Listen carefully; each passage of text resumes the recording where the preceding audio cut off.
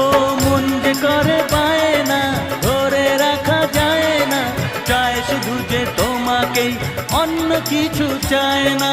জানাই তোমাকে তা দুটি চোখের ভাষা, এই তো ভালোবাসা।